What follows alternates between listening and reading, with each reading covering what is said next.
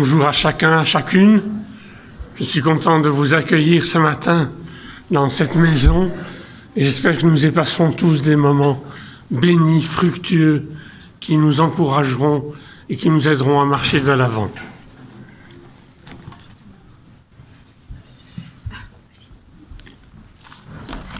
Je vous invite à prendre le donner du gloire numéro 145. Tournez les yeux.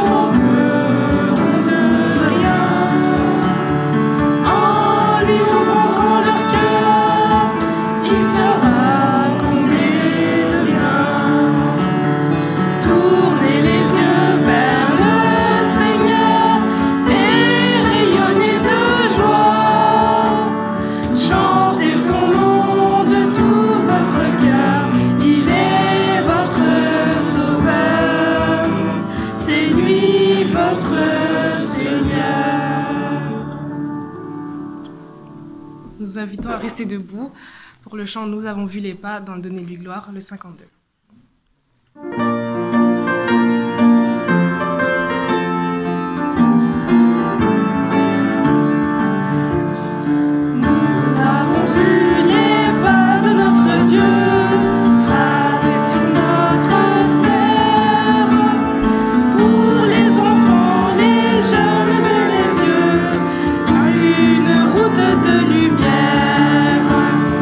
Reviens-t-il marcher sur nos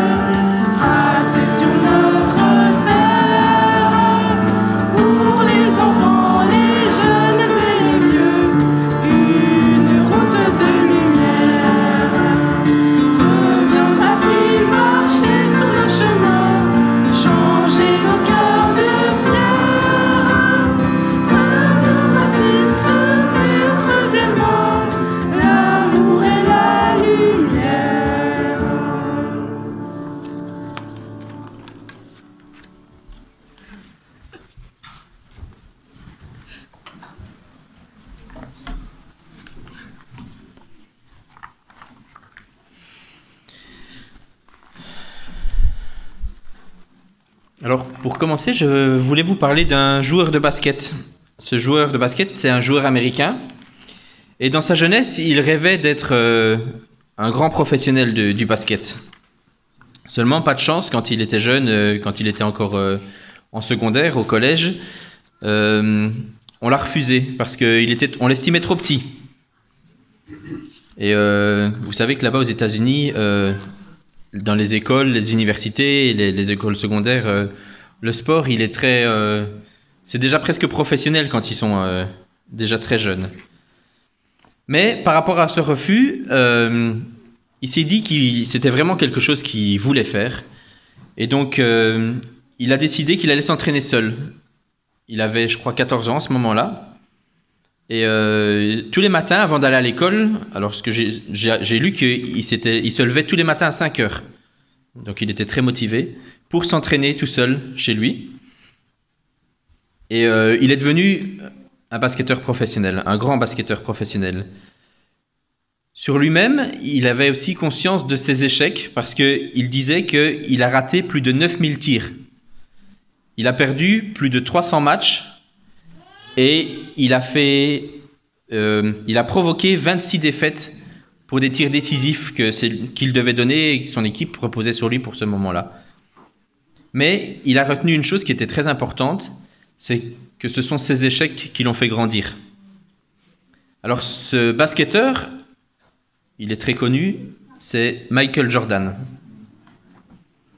C'est le plus grand joueur de basket de tous les temps. Il a été plusieurs fois élu meilleur joueur de l'année, aussi meilleur tireur. Il a eu 3 médailles olympiques et il a été le meilleur sportif toute catégorie. Il a été nommé meilleur athlète nord-américain du XXe siècle aussi. Donc, pour dire à quel point c'était un bon joueur. Et si je vous parle ce matin de Michael Jackson, c'est parce que... de Michael Jordan, pardon, c'est pas le même. C'est parce que nous avons entendu le verset qui a été lu et qui nous parle de la persévérance. Et qu'est-ce que ça veut dire, la persévérance des saints? On nous parle aussi, dans le point suivant, de garder les commandements de Dieu et la foi en Jésus. Et certaines personnes pourraient dire que c'est quelque chose qui est facile. Les gens, des fois, qui sont non-croyants, nous disent « mais c'est facile pour toi, toi qui as la foi ». Alors oui, peut-être que pour certains chrétiens, des fois même dans nos églises adventistes, disent que nous, on a très bien compris ce verset, on respecte tous les commandements, on ne vole pas, on ne tue pas, on n'a pas d'autre Dieu, et nous avons même une chose en plus que les autres, c'est le sabbat. Donc c'est bon, on peut se considérer comme saints. Ici, nous sommes tous saints, en fait, et terminer là-dessus. Mais le verset que je voulais lire, que nous avons lu ce matin, est-ce qu'on peut vraiment le passer aussi vite? Et peut-on se contenter de dire que nous gardons les 10 commandements et donc que c'est bon, on est dans la bonne ligne droite? Alors si on creuse un peu plus, c'est ce que je voudrais vous faire avec vous, c'est lire ce verset, mais lire aussi un petit peu ce qui se passe avant. Et je voudrais plonger dedans, remontant un peu plus haut dans le chapitre. Donc ici, on est dans Apocalypse 14. Et c'est un chapitre qui parle du jugement de l'humanité.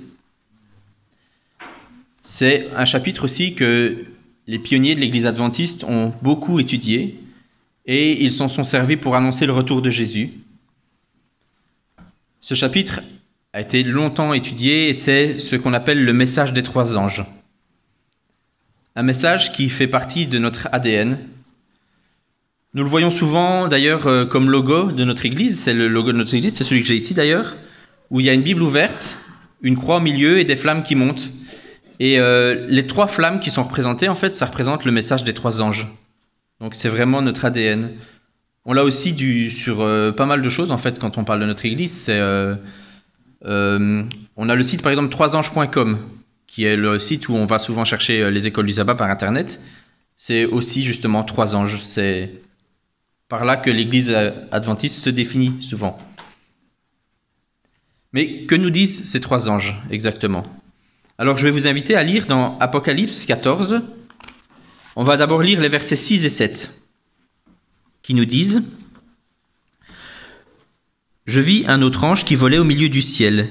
Il avait une bonne nouvelle éternelle annoncée aux habitants de la terre, à toute nation, tribu, langue et peuple. Et il disait d'une voix forte, « Craignez Dieu et donnez-lui gloire, car l'heure de son jugement est venue, et prosternez-vous devant celui qui a fait le ciel, la terre, la mer et les sources d'eau. » Alors on a ici le premier ange qui tient un évangile éternel. Et il s'adresse à la terre entière en disant « Craignez Dieu, adorez-le, car son jugement est proche. » Cet ange, il a un évangile éternel. Et le sens premier du mot évangile, c'est la bonne nouvelle. Donc ici, la bonne nouvelle éternelle. Et c'est quoi cette bonne nouvelle pour vous? C'est quoi cette bonne nouvelle pour moi ce matin? Qu'est-ce qui est éternel dans un monde où, justement, rien ne dure? On a même l'obsolescence programmée maintenant. La bonne nouvelle, c'est que notre Dieu est là. Son royaume est proche. Son royaume éternel. Cette demeure qu'il nous a préparée. Et cette bonne nouvelle, elle existe déjà depuis longtemps d'ailleurs. Elle existait même avant le Nouveau Testament. On le voit dans Ésaïe 40, verset 9 par exemple, où on nous dit « Monte sur une haute montagne, Sion, pour publier la bonne nouvelle. Élève avec force ta voix, Jérusalem, pour publier la bonne nouvelle. Élève ta voix, ne crains point, dis aux villes de Juda, voici votre Dieu. » On a la même chose dans le Nouveau Testament aussi, quand Jésus est encore là, où la bonne nouvelle était annoncée aussi. Dans Luc 8, 1 par exemple, « Ensuite, Jésus allait de ville en ville et de village en village, prêchant et annonçant la bonne nouvelle du royaume de Dieu. » Cette bonne nouvelle, elle a toujours été présente et elle l'est encore aujourd'hui. Il va bientôt revenir. Le royaume de Dieu est proche. Et dans notre Église, l'Église adventiste, dans l'Église mondiale, c'est ce que nous disons depuis maintenant presque 175 ans. C'est ce qui va arriver, je le crois aussi. Ça, c'est la bonne nouvelle. On a un royaume qui nous attend. Alors, ce chapitre 14 nous parle d'un premier ange qui s'adresse au monde, aux habitants de toute la terre. Le chapitre 14 nous parle du jugement de l'humanité et aussi au jugement de chacun de nous individuellement. Alors c'est sûr que quand on entend parler du jugement de Dieu, on peut se dire « Oula, ça va chauffer, qu'est-ce qui se passe ?» Ça peut faire peur en tout cas. Pourtant, la Bible, elle ne voit pas le jugement comme quelque chose de négatif. Vous pourrez être sûr que quand Dieu va rendre justice, vous êtes entre de bonnes mains. C'est aussi un jugement qui donne à la personne la possibilité d'être libérée, d'être rétablie. Et si on garde ça en tête, que Dieu est plein de bienveillance avec nous, qu'il veut nous rétablir et nous libérer, si on voit qu'on a un Dieu d'amour qui est là, à nos côtés, qui a comme projet de nous sauver, nous ne sommes plus du tout dans la même optique quand on parle de jugement. J'ai une image qui me vient à l'esprit d'ailleurs quand je parle de ça, en lien avec ce que les premiers chrétiens à l'époque de la rédaction d'Apocalypse nous parlaient, c'est celle des cirques de Rome. Quand il y avait des gladiateurs qui étaient en train de se battre, et Christ, il est là de la même manière, en fait, Dieu est là de la même manière, il tend le bras, son pouce est comme ça, il est en train de dire, vous allez être jugés sur votre vie, et peut-être que le combat s'est mal passé, peut-être que vous êtes à l'agonie, et pourtant, son pouce, il le lève vers le haut. Même si on ne le mérite pas. Mais si on adhère de tout notre cœur, mais que par malchance, on fait quand même le mal à certains moments, le pouce, il va quand même aller vers le haut. Car notre péché a été racheté et notre vie est sauvée. J'ai une phrase qui m'est venue, qui est dans 1 Jean, au chapitre 2, les 2 premiers versets. Un texte qui est intéressant et je l'ai paraphrasé, je l'ai rendu plus direct, en fait, comme si Christ s'adresserait à nous, où il est écrit « Mon frère, je t'écris ces choses afin que tu ne pêches pas, mais si tu chutes, je suis ton aide. J'ai payé pour toi, mais aussi pour le monde entier. » Alors, le premier message de l'ange est « Craignez Dieu, car son jugement est proche ». Oui, le premier ange nous parle de l'établissement du royaume de Dieu, et nous devons y être préparés, mais pas inquiétés. Ensuite, on a le deuxième ange qui arrive au verset 8, où il est écrit « Suivit un autre ange, un deuxième, qui disait « elle est tombée, Babylone la grande, elle qui fait boire à toutes les nations du vin de la fureur de la prostitution. » Alors, le deuxième ange, il fait une annonce qui tient en un seul verset. Babylone est tombée. Babylone, cette ville qui représente l'idolâtrie, elle représente la perversion et tout ce qui fait que nous ne puissions pas garder Dieu au centre de notre vie. Elle est identifiée souvent par le pouvoir politique ou par l'Église pervertie aussi. Mais personnellement, je pense que c'est pas à ça qu'il faut s'arrêter. Il faut remarquer que quand on nous parle de ça, c'est un constat qu'il fait. Elle est tombée. On ne dit pas qu'il faut agir d'une certaine manière, ou on nous dit simplement qu'elle est tombée, Babylone. C'est un renseignement, et ça ne devrait pas spécialement modifier notre façon de vivre, en fait. Où nous sommes de toute façon avec Dieu ou ailleurs. C'est sûr qu'on a plusieurs fois rejeté la pierre sur différentes confessions, mais je voudrais vous inviter à éviter ce type de stigmatisation, car Christ, il ouvre ses bras à tout le monde. Et nous sommes appelés à faire la même chose.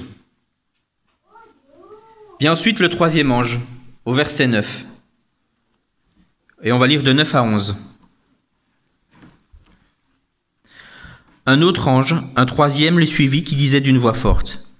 Si quelqu'un se prosterne devant la bête et son image, et reçoit une marque sur le front ou sur la main, il boira lui aussi du vin de la fureur de Dieu, versé sans mélange dans la coupe de sa colère, et il sera tourmenté dans le feu et dans le soufre, devant les saints anges et devant l'agneau.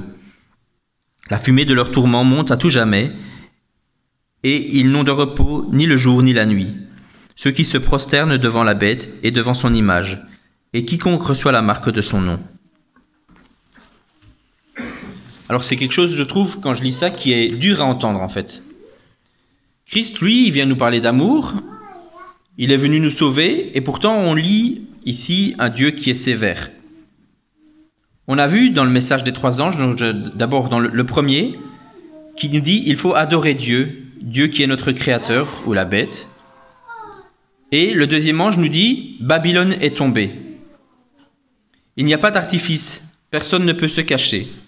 Ou alors on choisit Dieu, ou alors on est dans le camp opposé, celui de la bête. Il y a là un avertissement. Il y a une menace qui plane en fait. Celle de la colère de Dieu. Une condamnation est donnée après les avertissements. Mais chacun a cette liberté de choisir son camp. Et ne pas choisir, c'est aussi choisir. Car on nous dit personne ne peut servir deux maîtres. Ce qui m'intéresse ici, c'est la fin du verset. Car, après la colère de Dieu, on lit, le verset qui nous a été lu en introduction, c'est ici la persévérance des saints. Qui sont-ils et qu'est-ce qu'ils ont fait pour être saints? Qu'est-ce qu'un saint d'abord? Alors c'est sûr que dans la croyance populaire, les saints on les voit un petit peu différemment. Ce sont des êtres qui sont auprès de Dieu, qui ont une vie qui était exemplaire au point de se retrouver justement à côté de Dieu. Des êtres qui sont devenus parfaits, à qui il faut ressembler à certains moments. Et j'ai fait une petite recherche et j'ai appris en fait que les saints sont très répandus, pas seulement pour les catholiques, mais aussi dans d'autres confessions. J'ai appris qu'il existe par exemple 3 niveaux de sainteté. Il y a le premier niveau, qui sont les vénérables, qu'on appelle ça. Ce sont les saints dont l'Église reconnaît l'héroïcité des vertus chrétiennes, sans pour autant qu'un culte soit donné à cette personne. Ensuite, il y a le niveau 2, qui sont les bienheureux. C'est le deuxième niveau donc, et ce sont les saints dont la vénération est limitée à une région, à un pays ou à un ordre religieux. Et pour finir, il y a le troisième niveau, qui sont les saints et les saintes, comme on les voit le niveau supérieur, quoi. Et il y a toute une procédure aussi pour arriver à ce niveau de sainteté, pour être reconnu en fait. Il y a 3 critères. Le candidat doit avoir servi Dieu, il doit être laïque ou religieux, et il doit être mort en odeur de sainteté. Il doit aussi avoir, au deuxième point, un rayonnement spirituel après sa mort, avec des témoignages qui soient des témoignages humains, qui attestent de son martyre ou de sa vertu héroïque. Et la troisième chose, c'est qu'il doit avoir accompli au moins 2 miracles dont la vénération est étendue dans toute l'Église. Alors j'ai par exemple fait une petite recherche pour avoir une idée d'un saint qui aurait été reconnu. Et hier en préparant, j'ai regardé le saint du jour, c'était saint Hubert. Alors j'ai regardé, il y a 3 saint Hubert qui existent. Le plus connu étant celui qu'on connaît tous, le Belge, saint Hubert, dont il y a aussi la ville qui s'appelle saint Hubert. C'est Hubert de Liège. Il est né à Toulouse entre 656 et 658 et il est décédé juste ici à côté, en fait à Tervuren, en 727. Il est un saint chrétien, évêque de Tongres et de Maastricht. Il est un des saints patrons de la ville de Liège. Il était proche de la famille royale et il a complètement changé lorsqu'il était à la poursuite d'un cerf, parce qu'il était un grand chasseur. Et cette poursuite s'est passée pendant longtemps et ce cerf se serait retourné vers lui et lui aurait dit qu'il devait s'attacher à des choses plus importantes que la chasse et donner sa vie à Dieu. Alors ça, c'est ce qu'on nous raconte de lui. Et par la suite, il serait devenu évêque et il semblerait que le prier peut guérir de la rage, par exemple. Il est entre autres le patron des chasseurs, des gardes forestiers, des bûcherons, et il y a toute une liste. Mais ça, c'est les principaux.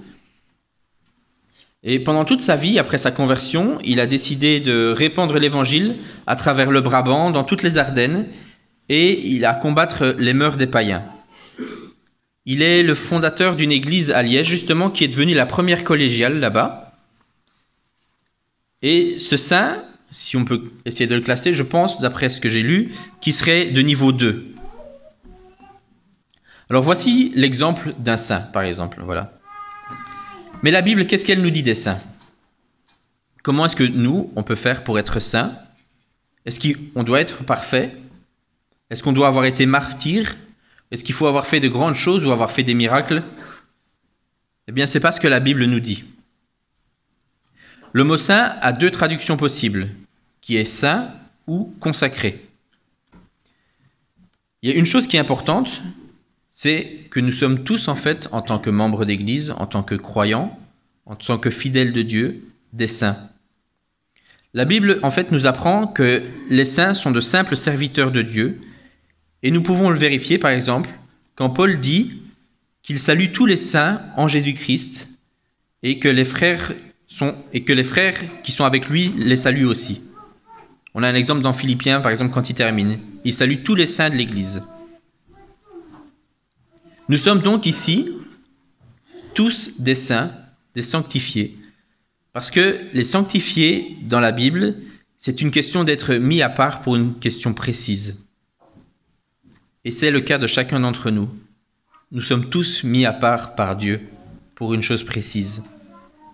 Déjà rien que parce qu'il nous aime et qu'il veut nous garder près de lui. Nous sommes donc un peuple qui est mis à part pour Dieu, tous saints. Nous sommes son peuple, les frères de Christ. Un peuple que Dieu garde et qui est précieux à ses yeux. Quand on regarde d'ailleurs différentes traductions aussi, Chouraki utilise cette traduction en disant « consacré » à la place de « saint ». Nous sommes consacrés à Dieu dès que nous acceptons de cheminer avec lui. Dès que nous décidons de collaborer avec lui. Mais je reviens à Apocalypse 14. Dans la suite du verset 12 de Apocalypse 14, on parle donc des saints. Et qu'est-ce qu'ils font? Ils gardent les commandements de Dieu. Et souvent, lorsque ce verset est commenté, dans nos églises encore, l'accent il est mis sur le sabbat. Parce que on croit que le sabbat est vraiment quelque chose qui nous distingue par rapport aux autres. Mais je crois que si Christ était ici, il serait peut-être pas spécialement d'accord avec nous. Ce serait trop facile d'ailleurs de distinguer des justes parce qu'ils respectent le sabbat. Parce que pour moi, le croyant qui est plein d'amour pour son prochain est un disciple du Christ et a le droit à ce titre. Et j'ai envie de choquer personne, mais si on rejette quelqu'un parce qu'il ne respecte pas le sabbat, je crois que c'est une sorte de racisme spirituel en fait. Exclure l'autre pour une divergence d'opinion, je ne pense pas que c'est comme ça qu'il fasse fonctionner. Dieu, lui, ne juge pas comme ça. Il est plus grand que nos jugements d'humains. Il voit les cœurs. Ce n'est pas à nous de déterminer ce qu'il y a dans le cœur de chacun. Mais je voudrais revenir au sabbat. Personnellement, je considère que ce jour, il est important et que c'est une institution qui a été posée par Dieu. Mais une nouvelle fois, c'est pas le sabbat qui est le plus important. Lorsque les pharisiens ont demandé à Jésus quel était le commandement le plus important, il n'a pas dit que c'était le sabbat, ni aucun autre commandement d'Exode 20 d'ailleurs. Il a dit deux choses. Tu aimeras le Seigneur ton Dieu de tout ton cœur, de toute ton âme et de toute ta pensée, mais aussi, la même chose qui lui est égale, ton prochain comme toi-même. Pour moi, c'est ça garder le commandement de Dieu. Il ne faut pas se fixer sur un jour de la semaine. Jésus a dit, si tu as péché contre ton frère et que tu dois faire une offrande à Dieu, Jésus lui a dit, d'abord, tu vas aller te réconcilier avec ton frère. Ensuite, tu iras voir Dieu. D'abord, se préoccuper de son frère. D'abord, ton frère, et puis après, Dieu. Et il faut arrêter de croire que, certaines personnes le croient encore, que parce qu'on va à l'église de sabbat, nous sommes bons. Ceux qui seront sauvés seront ceux qui respectent le sabbat, justement, ses enfants préférés. Si nous ne sommes pas capables d'avoir de l'amour pour nos frères, pourquoi respecter le sabbat? Pourquoi adorer Dieu si on n'arrive déjà pas à suivre son exemple d'amour pour nos frères? Et quand je dis frères, je parle bien sûr de tous les êtres humains, tous ceux de cette terre. Si je ne sais pas personnellement vivre moi-même avec les personnes autour de moi, comment est-ce que je vais pouvoir vivre dans la terre promise avec eux, justement? Les saints, à la fin des temps, garderont les commandements de Christ. Ça, c'est ce qui nous est dit. Alors, j'ai été voir le mot « garder » dans le dictionnaire, et il y a plusieurs définitions qui sont ressorties. Il y a plein de définitions différentes, mais j'en ai retenu deux qui me paraissaient importantes et appropriées. C'est pratiquer et observer rigoureusement un usage, ou c'est faire en sorte que quelque chose reste dans le même état. Et je ne souhaite pas que ces paroles de Jésus restent intactes dans nos cœurs pour que nous ayons une pratique... je nous souhaite que ces paroles de Jésus restent intactes dans nos cœurs et que nous ayons une pratique qui soit rigoureuse justement, mais rigoureuse de l'amour qui doit rester toujours dans le même état. En introduction, je vous ai parlé de Michael Jordan, qui a beaucoup réussi, mais il a aussi beaucoup raté. On a vu aussi, pour l'histoire des enfants, l'histoire des grenouilles, avec la grenouille qui a persévéré. Alors, il y a eu des échecs, par exemple avec l'histoire là, et ces échecs, il a dit, Michael Jordan, que ces échecs l'avaient aidé à grandir, à faire mieux. C'est ce que j'espère pour chacun d'entre nous, que nos échecs nous fassent grandir. Dieu, il nous accompagne, il est là pour nous aider, pour nous relever quand nous échouons, et il nous invite à entretenir l'amour pour le prochain. Mais il nous met en garde également. Et c'est un verset que je voudrais lire aussi. C'est dans Matthieu 24, les versets 12 et 13. Et ce verset, pour moi, il est dans la lignée de ce que je viens de vous dire, et d'Apocalypse 14. C'est Jésus qui dit « Parce que le mal ne cessera de croître, l'amour du plus grand nombre se refroidira, mais celui qui tiendra bon jusqu'au bout sera sauvé. » La condition, c'est l'amour. Alors je vous souhaite de garder l'amour de notre Dieu dans le cœur. Je souhaite qu'il irradie partout autour de vous, qu'il puisse être un feu puissant qui brillera autour. Je vous souhaite d'entretenir cette flamme jusqu'au bout et que le Seigneur puisse vous dire « Tu as tenu bon jusqu'au bout ». Et c'est là ma prière pour ce matin et pour chacun d'entre nous. Amen.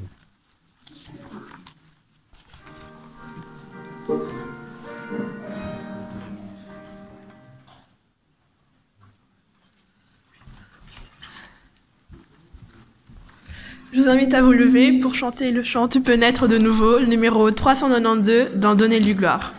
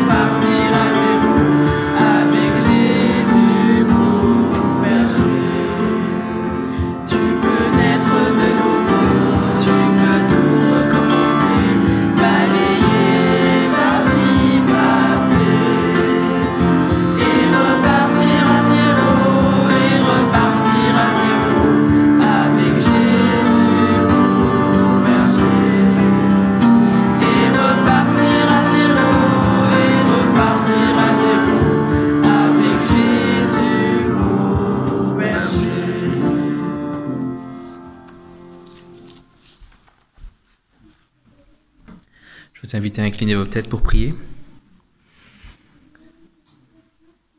Seigneur, tout d'abord, je voudrais te remercier pour les dons de chacun, pour ce qui a pu être récolté. Tu vois que dans les temps qui courent, c'est peut-être toujours un peu compliqué de donner de l'argent, Seigneur, mais c'est aussi pour faire grandir ton Église et pour son fonctionnement aussi. Seigneur, je voudrais aussi te remercier pour cette matinée, pour ce sabbat matin passé dans ton Église. Tu es plein d'amour pour nous et tu nous demandes de transmettre cet amour aussi autour de nous. Et Seigneur, je te demande de nous aider à pouvoir, même dans les jours où on n'a pas toujours envie d'être ouvert à l'autre, à pouvoir quand même manifester cet amour que tu nous donnes et à pouvoir aussi le transmettre autour de nous. Je te remercie Seigneur pour ton soutien, pour ta présence au quotidien. Et je te demande d'être avec toutes les personnes de ton Église, mais toutes les personnes qui crient à toi aussi, pour qu'ils puissent sentir ta présence et continuer à avancer et à vivre. C'est ainsi que je voulais te prier au nom de ton Fils Jésus. Amen.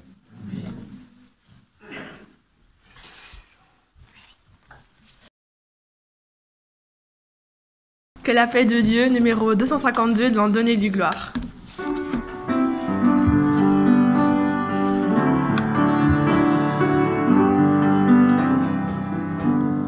Que